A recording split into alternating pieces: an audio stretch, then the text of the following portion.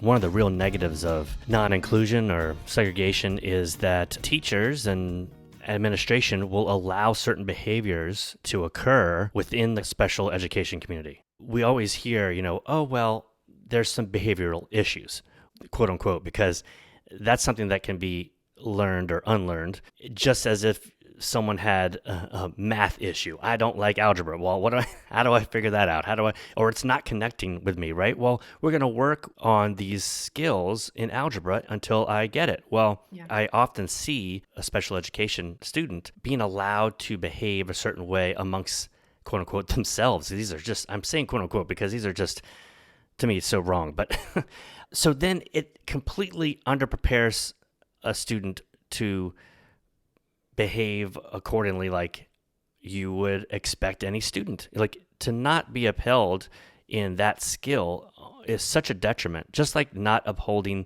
the algebra skill to somebody, you're not learning. You're not being Absolutely. prepared for that situation. Absolutely. And I think that's one of the amazing benefits of our school friendship program, because they get to, meet others that are quote unquote typically developing. And we really hope and we train the individuals with, in general education without a disability to withhold those standards, in their friendships. So it's easy enough for us to say, I feel uncomfortable. I'm going to allow this, thing to continue. But really it's our job to hold each other, whether you have a disability or not, up to the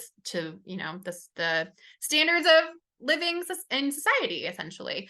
And we have a lot of great trainings within our program locally. And also, like I said, the conference as well, that kind of reinforces those.